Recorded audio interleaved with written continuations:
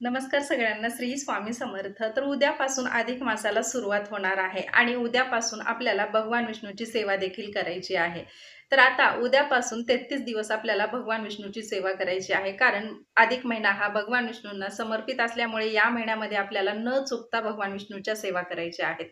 तर आता भगवान विष्णूच्या सेवेसोबतच आपल्याला दुसरी कोणती सेवा करता येते किंवा आपल्याला दुसऱ्या कोणत्या ग्रंथाचे पारायण करायचे आहे किंवा जर संकल्पयुक्त आपल्याला 7-7 दिवसाचे पारायण करणं शक्य नाही किंवा कोणत्याच ग्रंथाचे आपल्याला पठण करणं शक्य नाही, तर आपल्याला एकदम छोट्या-छोट्या सेवा करता येतात का? याबद्दल आज थोडक्यात मी माहिती सांगणार आहे. तर बघा, भगवान विष्णूची सेवा अतिशय उच्च कोटीची सेवा मानली जाते. कारण हा महिना जो आहे तो भगवान विष्णूंचा महिना मानला जातो. म्हणून या महिन्यामध्ये न चुकता आपल्याला भगवान विष्णूची सेवा करायची आहे. तर आता भरपूर जण म्हणजे ग्रंथाचं पारायण देखील करणार आहेत या महिन्यामध्ये. म्हणजे भगवत गीतेचं देखील या महिन्यामध्ये पारायण करतात भरपूर जण. तर भरपूर जण असे आहेत की त्यांना वेळेअभावी कोणत्याच सेवा होत नाहीत. मग त्यांच्याकडे वेळ कमी असतो. तर त्या कमी वेळातच तुम्हाला या 33 दिवसात कोणत्या सेवा करता येतील याबद्दल थोडक्यात माहिती जाणून घेणार आहोत. तर बघा, आपल्याला अधिक महिन्यामध्ये न चुकता भगवान विष्णूच्या तर सेवा करायच्याच आहेत. पण वेळेअभावी तुम्हाला जर वेळ नसेल तर तुम्ही या छोट्या-छोट्या सेवा करून देखील तुम्हाला पुण्य प्राप्त होण्यासाठी या सेवा करायच्या आहेत किंवा तुमच्या घरामध्ये जे काही समस्या आहेत, तर त्या समस्याचं निवारण म्हणून किंवा माता लक्ष्मी प्रसन्न होण्यासाठी तुम्ही ह्या सेवा करू शकता. तर आता भगवान विष्णूची तर सेवा करायचीच आहे, पण त्याचबरोबर आपल्याला कोणत्या-कोणत्या सेवा करायच्या आहेत, हे पण मी तुम्हाला नंतर सांगते. तर बघा, पहिल्यांदा आपण जाणून घेऊ, की भगवान विष्णूची आपल्याला या महिन्यामध्ये म्हणजे या 33 दिवसामध्ये कोणकोणती सेवा न चुकता दररोज करायची आहे, याबद्दल थोडक्यात सांगते. तर बघा, आपल्याला भगवान विष्णूची सेवा दररोज न चुकता या 33 दिवसामध्ये सकाळी देवपूजा झाल्यानंतर आपल्याला भगवान विष्णूच्या मूर्तीवर अभिषेक करायचा आहे. तर भगवान विष्णूची मूर्ती आता प्रत्येकाच्या घरामध्ये नसते. तर अशा वेळेस काय करावं? तर अशा वेळेस तुम्ही भगवान विष्णूची मूर्ती नसेल तर बाळकृष्णाच्या मूर्तीवर तुम्हाला अभिषेक करायचा आहे. तर बाळकृष्णाची मूर्ती प्रत्येकाच्या मंदिरामध्ये असते आणि प्रत्येकाच्या घरामध्ये बाळकृष्णाची मूर्ती ही असतेच. असं नाही की कोणाच्याच घरामध्ये नाही, असं नाही. तर बाळकृष्णाच्या मूर्तीवर तुम्हाला न चुकता अभिषेक करायचा आहे. या 33 दिवसामध्ये तुम्हाला ही सेवा न चुकता करायची आहे.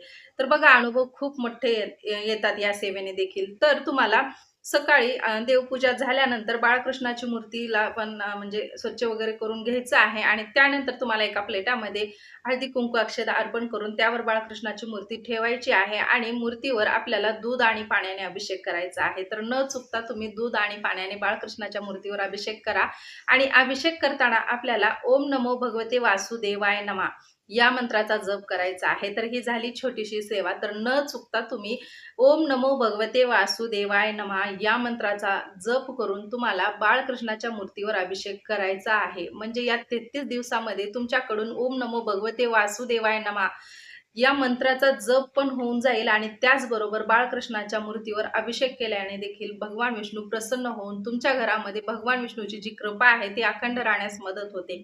म्हणून न चुकता तुम्ही ही सेवा या 33 दिवसामध्ये करा. म्हणजे या उद्याच्या 17 तारखेपासून ते 15 जूनपर्यंत तुम्हाला ही सेवा न चुकता करायची आहे. आता कोणतीच सेवा होत नाही म्हणून बसण्यापेक्षा तुम्ही या सेवा करू शकता.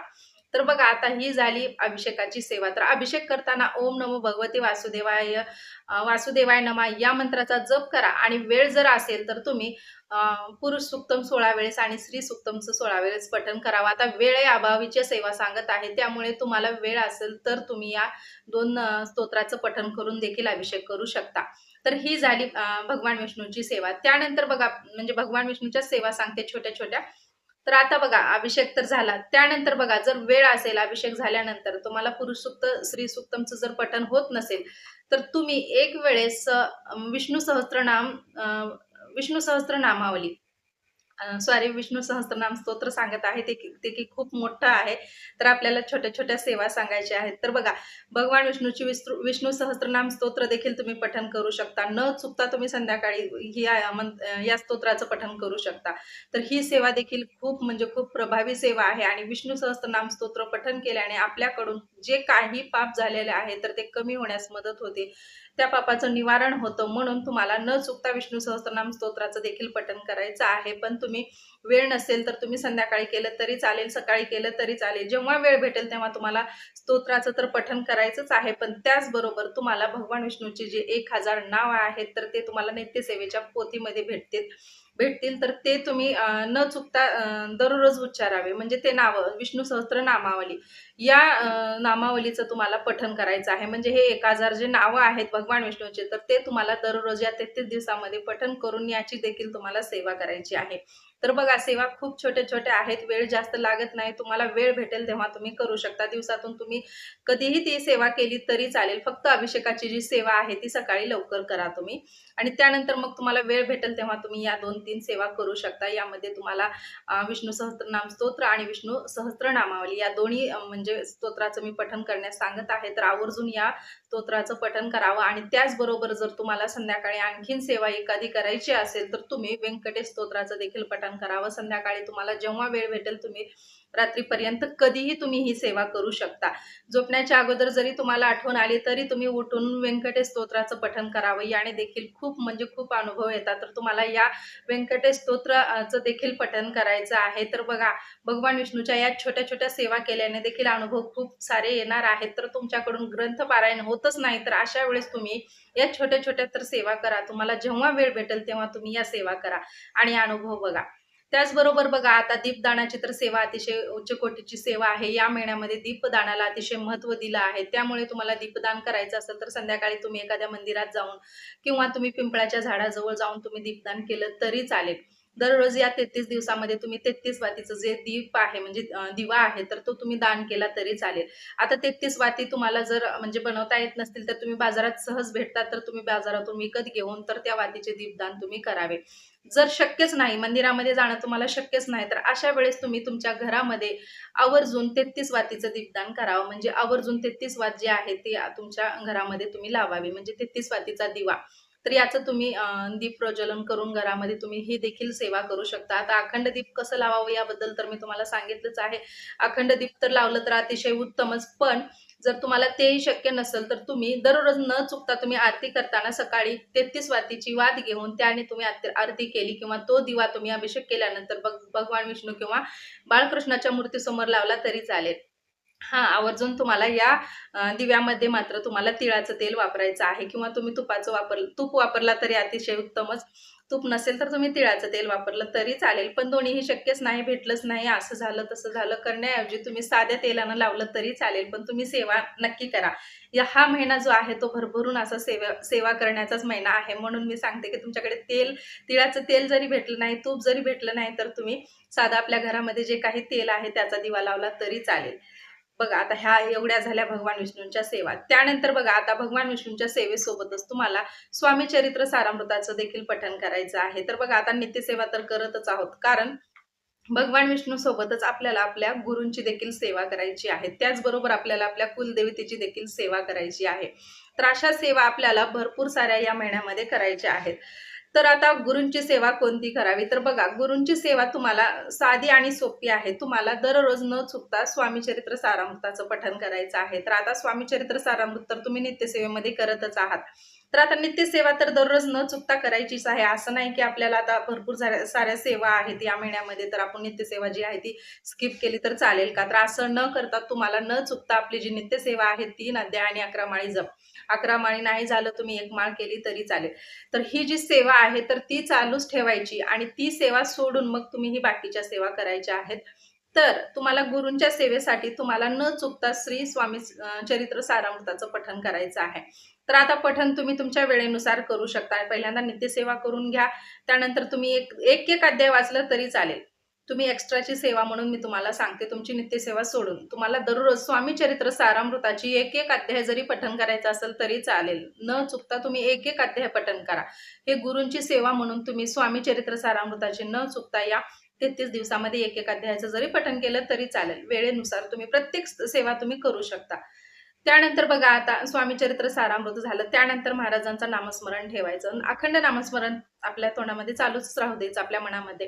कारण बघा, सगळ्यात श्रेष्ठ सेवा ही नामस्मरणाची सेवा मानली जाते. त्यामुळे आपल्याला न चुकता नामस्मरण करायचं आहे. मग तुम्ही भगवान विष्णूचं करा, स्वामी आपल्या महाराजांचं करा, श्री स्वामी समर्थ या मंत्राचा करा किंवा ओम नमो भगवते वासुदेवाय नमः या मंत्राचा जप करा. तुम्ही अखंड नामस्मरण करा. ही देखील सेवाच आहे. तुमच्याकडून कळत नकळत घडलेली ही देखील सेवाच आहे.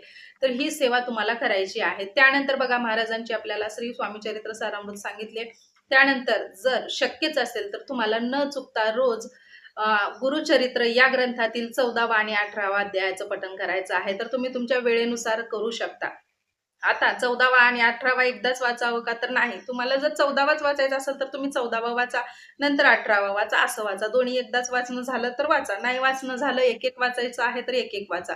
तर या सेवेला तुम्हाला कोणतंच बंधन नाही आणि कोणतेच नियम, अटी नाही. तुम्ही न चुकता दररोज तुम्हाला जेव्हा वेळ भेटेल तेव्हा तुम्ही गुरुचरित्रातला 14वा अध्याय आणि 18वा अध्यायाचं पठण करू शकता. आता गुरुचरित्रात 14वा अध्याय आणि 18वा अध्याय काढण्यासाठी का मोठा ग्रंथ काढावा का? तर नाही. मोठ्या ग्रंथाला तुम्ही सारखं हात लावायचा नसतो, कारण हा जो आहे म्हणजे गुरुचरित्र हा ग्रंथ जो आहे तो 5वा वेद मानला जातो. म्हणून या ग्रंथाला सारखं हाताळणं बरं नाही, कारण फक्त हा ग्रंथ इतका पवित्र ग्रंथ आहे म्हणून हा फक्त पारायणाच्या काळातच आपण हाताळावा, आणि तो पण 7 दिवसासाठी आपण त्याची मांडणी करतो आणि त्याचं म्हणजे पावित्र्य जपण्यासाठी आपण त्याला सारखं हात लावत नाही. त्यामुळं आपल्याला न चुकता त्यामुळे आपल्याला न हात लावता आपल्याला 14वा आणि 18वा अध्यायाचा जो काही ग्रंथ आहे तर तो सेपरेटच भेटतो. तर तो तुम्ही कोणत्याही ग्रंथाच्या दुकानातून किंवा तुम्हाला जर म्हणजे केंद्रामध्ये भेटत असेल तर केंद्र जवळ असेल तर केंद्रामधून तुम्ही आणू शकता. तर तुम्हाला या छोट्या-छोट्या ज्या ग्रंथाच्या पोथी आहेत तर त्या पोथी तुम्हाला आणून 14वा आणि 18वा अध्यायाच्या छोट्या-छोट्या पोथी भेटतात. तर त्या पोथी तुम्ही घरी आणून त्याचं पठण करा. 14वा आणि 18वा अध्यायाचं सेपरेट पण भेटतं आणि दोन्ही एकत्र पाहिजे असेल तर दोन्ही एकत्र देखील भेटतं. तर अशा पद्धतीने तुम्हाला ही ही गुरूंची सेवा करायची आहे. त्याचबरोबर बघा 14वा आणि 18वा अध्याय झालं, स्वामी चरित्र सारामृत झालं, महाराजांचं नामस्मरण झालं. तर आता बघा आणखीन जर कोणती सेवा करायची असेल महाराजांची ते देखील तुम्ही करू शकता. त्यामध्ये तुम्हाला जर घोर कष्ट उद्धारण स्तोत्र जर वाचायचं असेल तर ते देखील तुम्ही न चुकता वाचा. याने देखील तुमच्या जीवनामध्ये जे काही कष्ट आहे तर ते कष्ट दूर होण्यास मदत होते, म्हणून तुम्हाला हे देखील पठण करायचं आहे. तुमच्या वेळेनुसारच्या सेवा सांगत आहे मी. कारण भरपूर जणांना प्रश्न पडतो, की आता मोठे पारायण करावं का? नियम कोणते आहेत? हे खावं का? ते खावं का? हे पाळावं का? ते पाळावं का? करण्याऐवजी तुमच्या वेळेअभावी पण आणि तुम्हाला नियम पाळावे न लागावे म्हणून हा व्हिडिओ मी बनवत आहे. तर तुम्हाला या सेवा ज्या आहेत त्या मी छोट्या-छोट्या सांगत आहे. तर या तुम्ही सेवा करू शकता. त्यानंतर आता बघा गुरूंची झाली, भगवान विष्णूंची झाली. त्यानंतर आता आपल्याला कुलदेवतेची सेवा करायची आहे. तर आता कुलदेवतेची सेवा कशी करावी? तर बघा, तुम्हाला कुलदेवतेची सेवा करण्यासाठी दररोज न चुकता तुम्हाला श्री दुर्गा सप्तशती या ग्रंथाचे दररोज न चुकता एक अध्यायाचं पठण करायचं आहे. तर आता एक अध्याय पठण करताना नियम लागू होतात का? तर नाही. तुम्ही नियम पाळायची गरजच नाही. मी तुम्हाला ते सांगते, की तुम्हाला नियम पाळायची गरज नाही. तुम्ही न चुकता तुम्हाला वेळ भेटेल तेव्हा तुम्ही दुर्गा सप्तशती या ग्रंथातील एक अध्यायाचं पठण करा. न चुकता तुम्हाला वेळ भेटेल तेव्हा तुम्ही एक अध्याय दररोजच, तुम्हाला आता 13 अध्याय आहेत तर तुम्हाला 13 दिवसाची ही सेवा करायची आहे. करा, नंतर आणखीन पुढे चालू ठेवायची आहे. नंतर 14व्या दिवशी पहिल्यापासून तुम्ही वाचन करू शकता. सॉरी. तर यानंतर मग आपल्याला आता दुर्गा सप्तशती ग्रंथाचं पठण झाल्यानंतर मग आपल्याला नवार्णव मंत्र, आता कुलदेवतेचा जो नवार्णव मंत्र आहे तो देखील अतिशय प्रभावी मंत्र आहे आणि तुम्ही कोणतीच सेवा केली नाही ना, फक्त हा मंत्र जरी म्हणला तरी अतिशय उत्तम आहे. कारण बघा भरपूर जणांच्या घरामध्ये कुलदेवतेची सेवा होत नाही आणि त्यामुळे त्यांच्या घरामध्ये भरपूर साऱ्या समस्या उद्भवतात. त्यामध्ये सगळ्यात महत्त्वाची जी समस्या आहे ती म्हणजे की नोकरी प्राप्ती होत नाही, विवाह होत नाही. भरपूर जणांचे मुली मोठे आहेत पण त्यांचा विवाह जुळून येत नाही. तर अशा वेळेस फक्त कुलदेवतेची सेवा नसल्यामुळेच ह्या समस्या ज्या आहेत त्या उद्भवतात. त्यामुळे तुम्हाला न चुकता कुलदेवतेची सेवा करायची आहे. आता कोणती सेवा जर झाली नाही तर तुम्ही फक्त जाऊन तुम्ही कुलदेवतेचा तुमच्या जी काही कुलदेवता आहे तुमची, तर तुम्ही त्या कुलदेवतेला जाऊन तुम्ही त्या कुलदेवतेचा कुळाचार जरी केलो न चुकता तुम्ही वर्षातून 2-3 वेळेस जाऊन तर तुमच्या ज्या काही समस्या आहेत तर त्याचं निवारण होण्यास मदत होते. म्हणून न चुकता तुम्हाला कुलदेवतेची ही सेवा करायची आहे. तर ह्या समस्या ज्या आहेत, ज्यांच्या घरामध्ये ह्या समस्या आहेत तर त्या दूर होण्यास मदत होते. म्हणून तुम्ही न चुकता कुलदेवतेची ओटी भरू शकता किंवा तुम्हाला जर कुलाचार करायचा असेल तर तुम्ही तेथे जाऊन म्हणजे ज्या ठिकाणी तुमची कुलदेवतेचं तीर्थस्थान आहे त्या ठिकाणी जाऊन तुम्ही भेट द्यावी. अशा पद्धतीने सेवा करा तुम्ही. आणि त्यानंतर बघा नवार्णव मंत्र ओम ऐं ह्रीं क्लीं चामुंडाय विच्चे, न चुकता तुम्ही या मंत्राचा जप करा. दररोज 11 वेळेस करा, 108 वेळेस करा. तुम्हाला वेळ भेटेल तेव्हा तुम्ही हा मंत्राचा जप करा. तुम्हाला दुर्गा सप्तशतीचं तर एकच अध्याय सांगत आहे, जास्त काही मोठे अध्याय नाहीत, काही नाहीत. तुम्हाला सगळ्यांना आता जवळ पाठ होऊन गेले असतील. तर अशा पद्धतीने तुम्हाला तीच देखील सेवा करायची आहे. जर ते पण शक्य नसेल तर तुम्ही 99 मंत्र म्हणा. 99 मंत्रात देखील तितकीच ताकद आहे. त्यामुळे तुम्हाला ही देखील कुलदेवतेची सेवा करायची आहे. त्यानंतर कुंकुमार्चनची सेवा आहे, तर तुम्ही कुंकुमार्चन करू शकता. त्यानंतर बघा, तुम्हाला आणखीन दुसऱ्या कोणत्या सेवा करायच्या असतील तर त्या देखील तुम्ही कुलदेवतेच्या सेवा करू शकता. अशा पद्धतीने तुम्हाला कुलदेवतेची देखील सेवा करायची आहे. त्याचबरोबर आता बघा, गुरूंची झाली, भगवान विष्णूची झाली, कुलदेवतेची झाली, तर आता आपल्या घरामध्ये बघा, आता भरपूर जणांना पितृदोष असतो. तर आता आपल्या घरामध्ये पितृदोष असल्यामुळे भरपूर जणांच्या घरामध्ये काही ना काही कारणामुळे कटकटी होतात किंवा कोणत्या ना कोणत्या काही ना काही समस्या उद्भवतात. तर अशा वेळेस त्या घरामध्ये पितृदोषाचं म्हणजे थोडं का होईना पितृदोष असतो, म्हणून या समस्या उद्भवतात. तर अशा वेळेस काय करावं?